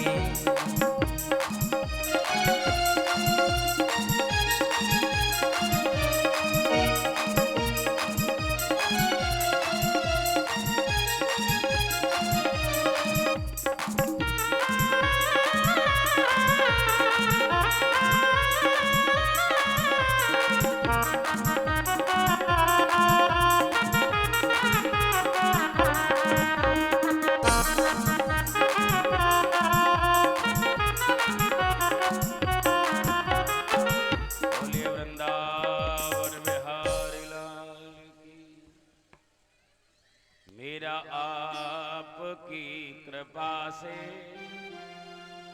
सब काम हो रहा है। मेरा आपकी कृपा से सभी काम हो रहा है। करते हो तुम बिहारी, करते हो तुम बिहारी, करते हो तुम बिहारी, मेरा नाम हो रहा है। मेरा आपकी कृपा से सभी काम हो रहा है। मेरा आपकी कृपा से सभी काम हो रहा है। करते हो तुम कन्हैया, करते हो तुम कन्हैया, मेरा नाम हो रहा है। मेरा आपकी कृपा से सभी काम हो रहा है।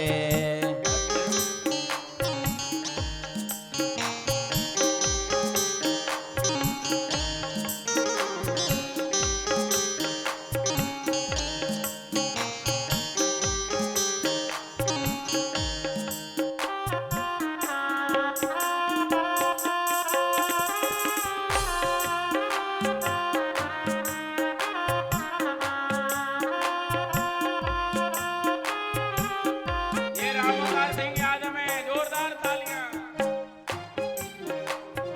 पतवार के बिना ही मेरी नाव चल रही है। पतवार के बिना ही मेरी नाव चल रही है।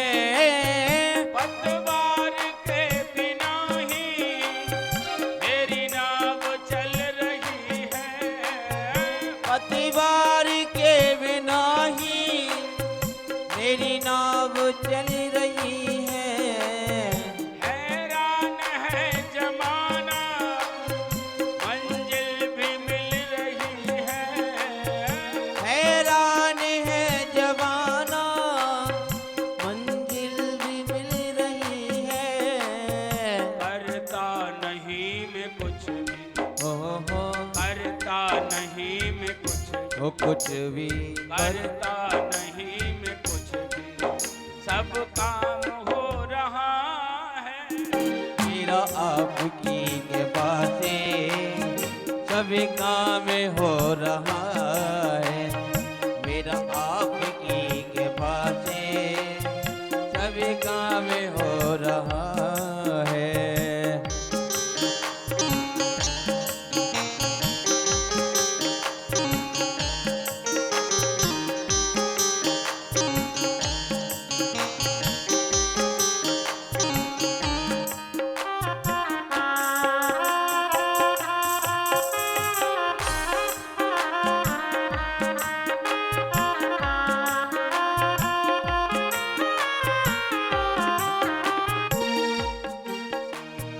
मेरी जिंदगी में लाखों किसी बात की कमी है।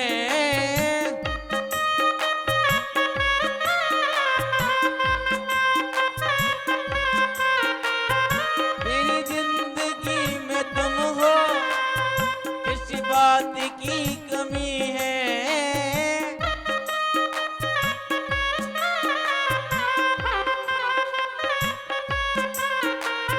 मुझे यानी अब किसी की परवाह भी नहीं है।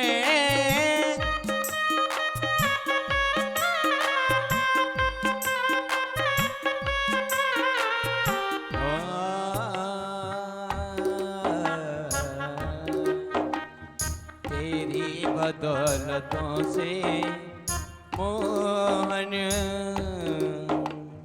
तेरी बदौलतों से, तेरी बदौलतों से सब काम हो रहा है। तेरी बदौलतों से सब काम हो रहा है। करते हो तुम कन्हैया, करते हो तुम कन्हैया, मेरा नाम हो रहा है, मेरा आपकी कृपा से सभी काम हो रहा है, मेरा आपकी कृपा से सभी काम हो रहा है।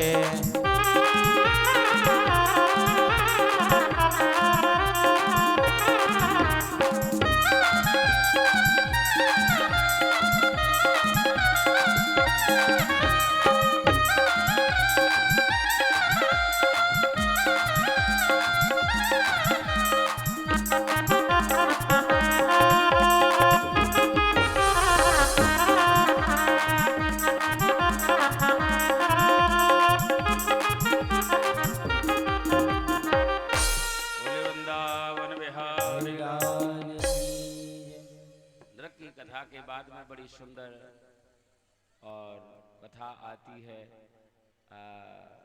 भगवान कृष्ण की बहन के विवाह की कथा है। बलराम जी सुभद्रा का विवाह दुर्योधन के साथ में चाहते थे, क्योंकि दुर्योधन बलराम जी का शिष्य था। लेकिन भगवान कृष्ण जानते थे कि दुर्योधन दुष्ट है, पापी है, अत्याचारी है, और भगवान सब कुछ जानते थे। भगवान ने अपनी बहन का विवाह अर्जुन के साथ में चाहता था। अर्जुन एक संत के भेष में द्वारकापुरी आए और सुभद्रा का हरण करके सुभद्रा के साथ में भगवान कृष्ण ने अपनी बहन का विवाह अर्जुन के साथ में संपन्न करा दिया। बोल वृंदावन बिहारी लाल की जय। जय राधा रमण हरि बोल, जय जय राधा रमण हरि बोल, जय जय राधा रमण हरि बोल, जय जय राधा रमण हरि बोल, जय जय राधा रमण हरि बोल, जय जय राधा रमण हरि बोल।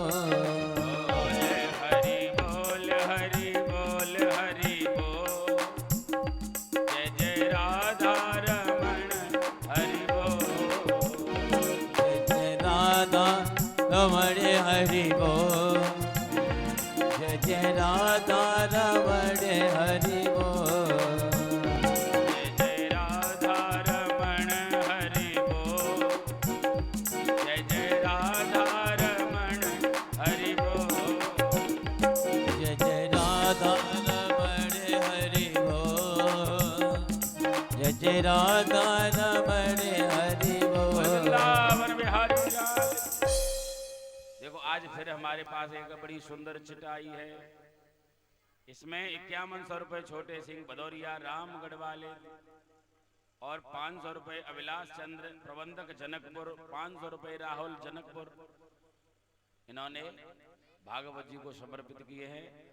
बांके बिहारी जी की तरफ से हम उन सबको बहुत ढेर सारा आशीर्वाद देते हैं। ऐसे ही दान पुण्य करते रहो, आपके यहाँ लक्ष्मी बढ़ती रहेगी। बोल वृंदावन बिहारी।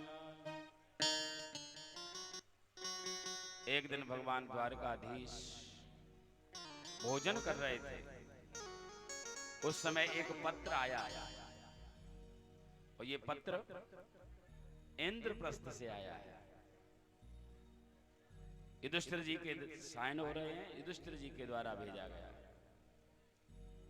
और उस पत्र में केवल 2 वाक्य लिखे हुए हैं।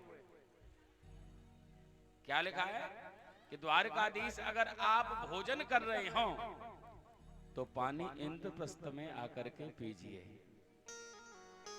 भगवान ने जब पत्र पढ़ा इतना शीघ्र कि अगर आप भोजन कर रहे हैं तो जलपान यहां करें, जल यहां पिए। भगवान कृष्ण ने अविलंब करते हुए, कोई विलंब न करते हुए इंद्रप्रस्थ पहुंचे। नहीं, इंद्रप्रस्थ में ऐसा कुछ नहीं है, बड़ा शांत वातावरण। अर्जुन मिले, अर्जुन से पूछा क्या हो गया भैया, युधिष्ठिर जी ने मुझे इतनी शीघ्रता से क्यों बुलाया? अर्जुन ने कहा हमको तो नहीं पता, भीम दादा से मिले, भीम दादा भी कहते हमको कुछ नहीं पता। यहां तक कि स्वयं द्रौपदी से पूछा भगवान ने, द्रौपदी तुमको तो पता है युधिष्ठिर जी के मन में क्या चल रहा है, क्यों बुलाया मुझे? द्रौपदी ने कहा मुझे भी नहीं पता है।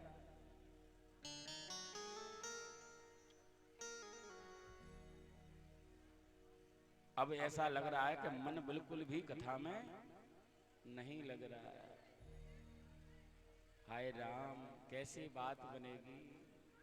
जो कथा हम सबको इतना कुछ दे रही है, फिर भी उसी कथा में मन नहीं है।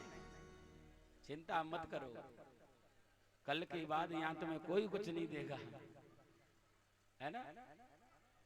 ये सब कथा का ही चमत्कार है। परसों आप इस जगह पे 2 घंटे बैठ के देख लेना, बैठ नहीं पाओगे आप, है ना? फिर आपको इसमें सब कुछ नजर आ जाएगा। गर्मी भी लगेगी और यहाँ अच्छा भी नहीं लगेगा। ये कथा है जो आपको एकत्रित करके बैठा गया। कथा सुन लो, अच्छी बात है। बोल वृंदावन बिहारी लाल। सबसे पूछा, किसी को नहीं पता है कि युधिष्ठिर जी ने पत्र क्यों लिखा है। ये समझने वाली बात है, बहुत अच्छी तरह से समझना। आज भगवान स्वयं युधिष्ठिर जी के पास में पहुंचते हैं, भैया क्या हुआ? इतनी शीघ्रता का जो पत्र आपने भेजा उसका कारण क्या है ना? तब जाकर के युधिष्ठिर जी ने अपनी कामना भगवान कृष्ण से निवेदन की कि क्रतुराजेन गोविंद, क्रतुराजेन गोविंद राजसूयेन पावनी, यक्षे विभूतिर्भवत तत्संपादन प्रभु। हे गोविंद, मैं राजसूय यज्ञ करना चाहता हूं और मैं भली भांति जानता हूं ये यज्ञ तभी सफल होगी जब इस यज्ञ का आप संपादन करोगे, आप प्रबंधक बन जाओगे। देखो, बहुत बड़ी बात मैं आज आपको बताने जा रहा हूं। यज्ञ करने वाले कौन है? युधिष्ठिर जी। मन किसका है? युधिष्ठिर जी का। लेकिन उन्होंने अपने भाई बंधुओं को नहीं पूछा, अर्जुन को नहीं पूछा, भीम को नहीं पूछा, अपनी मां कुंती को नहीं पूछा, अपनी पत्नी द्रौपदी को नहीं पूछा। पूछा किसको? गोविंद को। क्यों? क्योंकि यज्ञ बिना भगवान के भरोसे नहीं हो सकती है। अगर आप अपने धन से, अपने वैभव से करना चाहो, कर नहीं पाओगे। ये तो भगवान की कृपा से संभव हो सकती है। अगर आप टेंट लगा करके कथा कर लेते तो जिस दिन ये कथा शुरू हुई थी ना, उस दिन यहां पर घोंटू घोंटू कीचड़ था। क्या आप व्यवस्था कर सकते थे? लेकिन जब ये कथा भगवान की हो गई, फिर भगवान समझ गए कि ये कैसे होगी, और आज पूर्णता की तरफ जा रही है। जो भय व्याप्तता का वर्षा होगी, कैसे होगा? हम जब आए थे उस समय भी भीगते हुए आए, और हमने आके एक ही बात कही, देखो जी, अगर आप अपनी बात, अपनी उत्सव समझोगे तो इसमें सब कुछ होगा। बारिश भी आएगी, आंधी भी आएगी, तूफान भी आएगा, ओले भी पड़ेंगे, लेकिन जब इस कार्य को भगवान का समझ लोगे कि भगवान का काम है, फिर इसमें कुछ नहीं होगा। मैं आपको एक बहुत बड़ा उपदेश दे रहा जानता हूं। जब आप कोई अच्छा शुभ काम करना चाहो, फिर भगवान भरोसे करो। ना तो परिवार का भरोसा करना, ना गांव का भरोसा करना, ना क्षेत्र का भरोसा करना। पैसा के भी भरोसा मत करना, क्योंकि पैसा भी मोदी जी रात में 8 बजे बंद कर देते हैं। पैसे से नहीं होता है ना? होता किससे? भगवान के भरोसे। कोई भी सत्काम भगवान भरोसे करो, और असत काम अपने भरोसे करो। सोच लो, समझ लो उसका क्या प्रतिफल मिलेगा, तो शायद आपका मन विचार आ जाएगा। गलत काम करो तो सबसे पूछो, भैया हम ऐसा काम करना चाहते हैं, तो वो तुमको सब सलाह देंगे, उसकी सलाह को मानो। लेकिन शुभ काम भगवान के भरोसे करो तो पूरा हो जाएगा। बोल वृंदावन बिहारी लाल। भगवान से निवेदन किया, प्रभु मैंने किसी से चर्चा नहीं की, आपकी राय क्या है वो जानना चाहता हूं। भगवान ने बड़ी सुंदर राय दी, भैया शुभस्य शीघ्रम, शुभ काम में कभी विलंब नहीं करना चाहिए। बहुत बड़ा योग है जो आपके विचार सत्कर्म करने के हो रहे हैं। लेकिन राजसूय यज्ञ का नियम है सभी राजाओं की अनुमति मिलना। क्या सब राजाओं की अनुमति है? युधिष्ठिर जी ने कहा सब राजाओं की अनुमति पत्र हमें प्राप्त हो गए हैं, लेकिन केवल एक देश है मगध देश। मगध से ना तो अस्वीकृति का पत्र आया कि हमें यज्ञ अस्वीकार है, और न स्वीकृति का पत्र है, और मगध का राजा है जरासंध। भगवान ने कहा सुनो भैया, जरासंध से युद्ध तो मैं कर नहीं सकता, क्योंकि 18वीं बार जब मैं उससे हार गया हूं तब से वो ब्राह्मणों का बहुत बड़ा भक्त हो गया है, और ब्राह्मणों को जो बहुत ज्यादा पूजता है, मैं उसको कभी युद्ध नहीं कर सकता। कि तेनर प्राण समान मम जिनके दुजपद प्रेम, वो मेरा प्राण बन चुका है दुष्ट होते हुए भी, क्योंकि वो ब्राह्मणों का सहारा लिए हुए है। तो इसलिए उसके पास, हाँ युक्ति से हम उसके पास जा सकते हैं। आज भगवान कृष्ण ने अर्जुन और भीम को अपने साथ में लेकर के ब्राह्मणों का वेश बनाया, और ब्राह्मण बन करके मगध नरेश के पास में पहुंच जाते हैं। राजा जरासंध का नित्य का नियम है, शिवालय में बैठ करके जितने भी ब्राह्मण लोग याचना करने के लिए आते, जितना दान लेने के लिए आते हैं, उनको खुले हाथ से जरासंध दान करते जाते हैं। यहाँ तीनों कृष्ण, भीम और अर्जुन उन्हीं ब्राह्मणों की पंक्ति में लग जाते हैं जिसमें जरासंध दान कर रहे थे।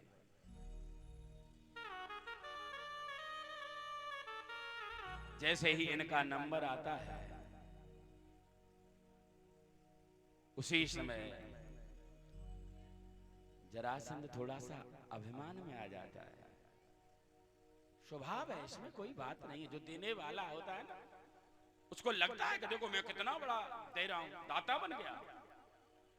इसने एक शब्द गलत बोल दिया भगवान से।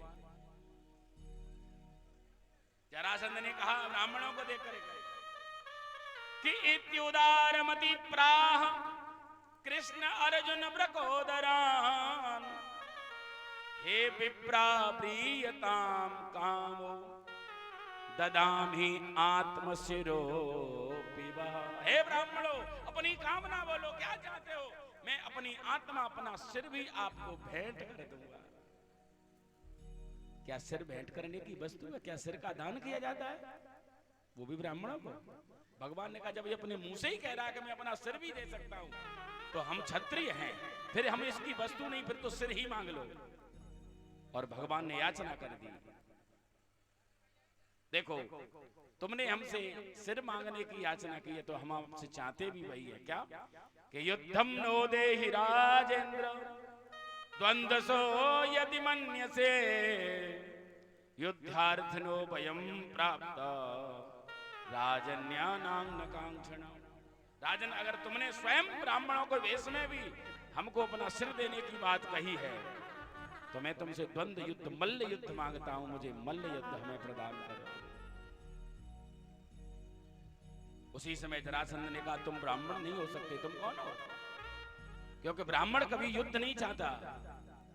जरासंध कहता है कि ब्राह्मण भोरी जाति भलो, क्या लड़बो जाने, जो को करे प्रणाम ताहे आशीष बखाने। तुम ब्राह्मण नहीं हो सकते। कौन हो? परिचय दो अपना। उसी समय भगवान कृष्ण ने परिचय दिया। असौ ब्रकोदर पार्थ तस्य भ्राता अर्जुनो वयम। ये जो मोटे मोटे से दिख रहे हैं ना, ये भीम है। और ये जो दुबले पतले से तस्य भ्राता अर्जुनो वयम, ये इनके छोटे भाई अर्जुन है। जरासंध ने कहा तुम कौन हो? भगवान ने कहा मैं अनयो मातुले अम्मा, मैं इन दोनों का मामा का पुत्र हूं।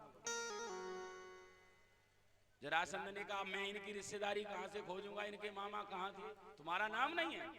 तो भगवान ने नाम बताया, कृष्णम जानी तेर, मैं तुम्हारा पूर्व शत्रु कृष्ण हूं। जैसे ही कृष्ण नाम लिया आधा सूख गया जरासंध। जरासंध ने कहता तुमसे तो मैं लड़ने युद्ध करूंगा नहीं। भगवान ने कहा क्यों? क्योंकि तुम तो रण छोड़ हो, भाग जाते हो युद्ध में, और एक बार जो भगोड़ा हो जाए, जो पीठ दिखा के भाग जाए, ऐसे कायर से मैं युद्ध नहीं कर सकता। भगवान ने कहा इन दोनों में से कर लो। तो कहा कि अर्जुनो न भवेत योधा, अर्जुन तो देखने में ही दुबला पतला लग रहा है, ये योद्धा नहीं है, लेकिन भीमस्तुल्य बलो मम, भीम मेरे समान योद्धा है। 5101 रुपए शरद यादव भदान, तालियां हो जाए। चिंता मत करो, पैसा तो मेरे ही पास आ रहा है, इसलिए मैं ताली बजाता हूं, मेरा पैसा है। आप लोग ताली बजाओगे मुझे मिलता रहेगा। ये आपकी तालियों की मेहनत है। हाँ खूब बजाओ, बजाओ। वृंदावन बिहारी लाल की। जब पैसा आता है तो बहुत अच्छे भाव प्रकट होते, कथा मीठी मीठी निकलती।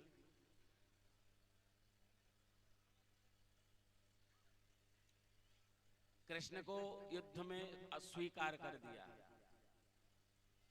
अर्जुन को अस्वीकार कर दिया, इससे मैं युद्ध नहीं कर सकता। हाँ भीम अगर चाहे तो मैं युद्ध कर सकता हूं। भीम योद्धा भी है, देखने में भी अच्छा अष्टपुष्ट बलिष्ठ है। जब अर्जुन को फेल कर दिया, कृष्ण को फेल कर दिया, भीम का सिलेक्शन हुआ। भीम के बाजुओं में अभिमान आ गया, देखो शरीर भी काम की वस्तु है, इसलिए खाते पीते रहना चाहिए। भगवान ने कहा भीम दादा एक बार लड़ लो, तुम्हें सब पता चल जाएगा। भीम दादा से युद्ध होता है, युद्ध भी कोई साधारण कोटि, मानो भिरे जुगल गजराजा, जैसे जंगल में हाथी गिरते, कभी भीम पटक देते हैं, कभी जरासंध पटक मारता है। और युद्ध भी कैसा होता है, सूर्य उदय हुआ युद्ध प्रारंभ, और जब तक सूर्य अस्त नहीं हो जाता तब तक नॉन स्टॉप, कोई छुट्टी नहीं।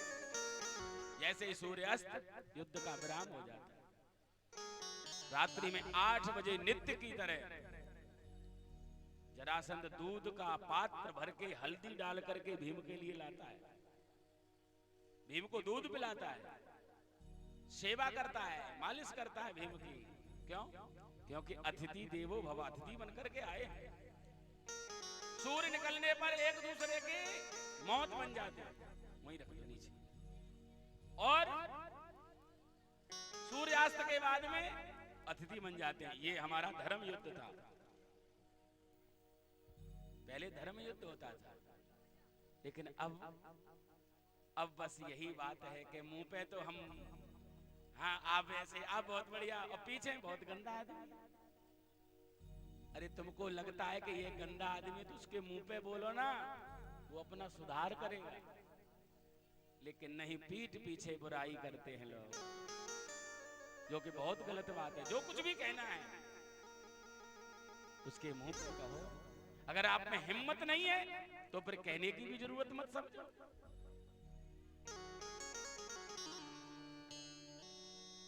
27 दिन तक युद्ध चला भीम का और जरासंध का।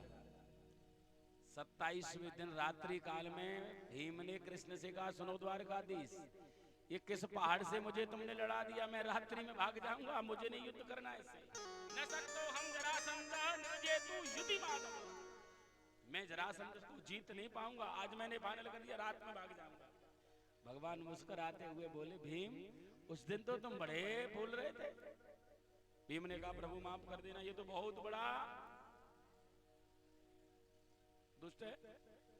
उसी समय कृष्ण ने कहा युद्ध करते समय थोड़ा सा हमें देख लिया करो। आज युद्ध 28वें दिन का युद्ध हुआ है और जैसे ही जरासंध को पटकनी दी है, भीम ने जैसे ही कृष्ण की तरफ देखा कि दर्शयामास विटिपम पाटयन्निव संज्ञयः, एक तिनके का आश्रय दिखा करके और भगवान ने तिनके के 2 भाग किए और विपरीत दिशा में फेंक दिया।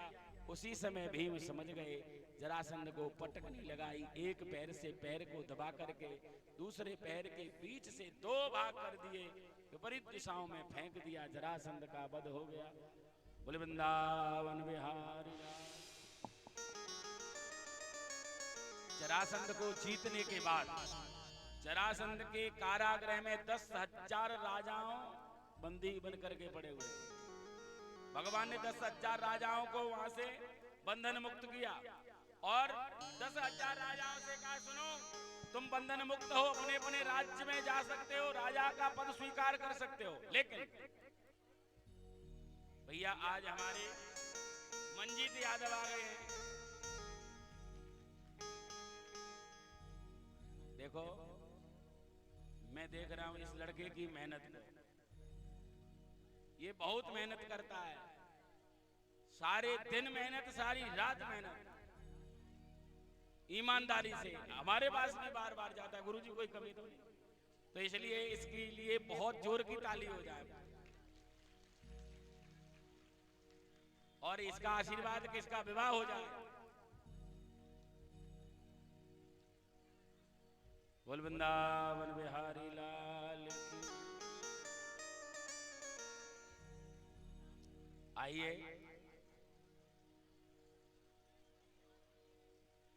एक छोटा सा भजन गाएंगे। आज हमसे किसी ने कहा गुरुजी आपने मीरा जी का एक भजन जो गाते हैं वो नहीं गाया है, उसको आप गाना। तो कन्याओं का सबका सम्मान 1001 रुपए प्रिया यादव गोल्डी भोपाल, इनके लिए भी जोरदार तालियां। हो मीरा दीवानी हो गई, हो मीरा मस्तानी गई, हो मीरा दीवानी हो गई, मीरा मस्तानी हो गई, मीरा दीवानी हो गई, हो मीरा मस्तानी, हो मीरा दीवानी हो गई, हो मीरा मस्तानी हो गई, मीरा दीवानी हो गई, हो मीरा मस्तानी हो गई। श्याम रंग में रंगी चुनरिया को हो मीरा दीवानी हो गई, हो मीरा मस्तानी हो गई, मस्तानी हो गई, मीरा दीवानी हो गई, मीरा दीवानी हो गई, मीरा मस्तानी हो गई।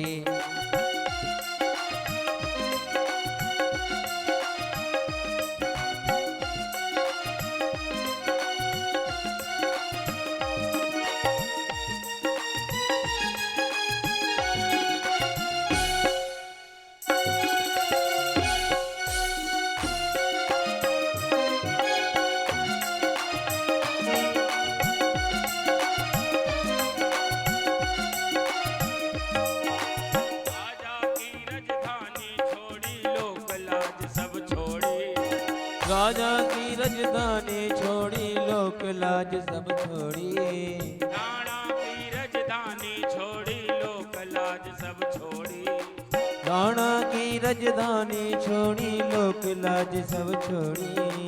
रंग रंग में रंग गई चूनर श्यामा जी ने ओढ़ी, अंग अंग में रंग गई चूनर श्यामा ने ओढ़ी, धर्म रंग में रंग कर चूनी मीरा जी ने ओढ़ी, हम रंग की ओढ़ी चूनर मीरा जी ने ओढ़ी, लोज लाज की नहीं खबरिया ओ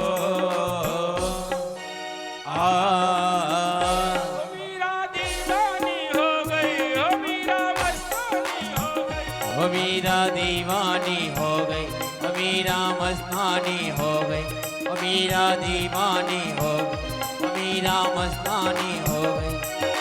श्याम रंग में उड़ी चुनरिया आहा ओ मीरा ओ मीरा ओ मीरा दीवानी हो गई, ओ मीरा मस्तानी हो गई, ओ मीरा दीवानी हो गई, मीरा मस्तानी हो गई।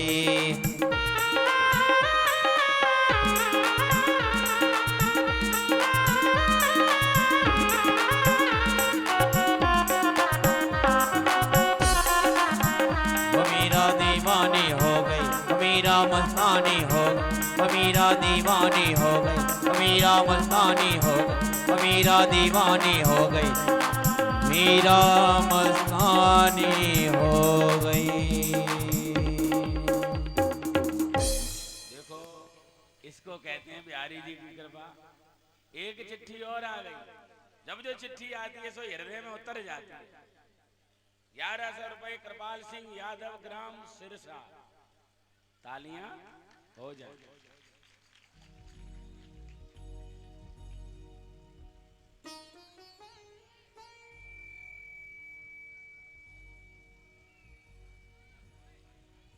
दस 10,000 राजाओं को मुक्त किया। पूछा आप लोगों का क्या कहना है? युधिष्ठिर जी राजस्व यज्ञ कर रहे हैं। सबने कहा हमको स्वीकार है प्रभु, जो भी सेवा आप दोगे वह सेवा हम लोग करेंगे।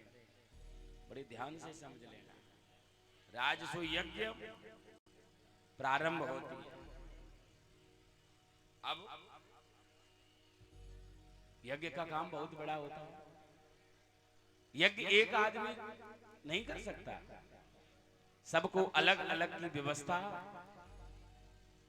युधिष्ठिर जी के द्वारा सौंपी गई है ना। अब यहां यज्ञ प्रारंभ से पहले एक पूजन किया जाता है।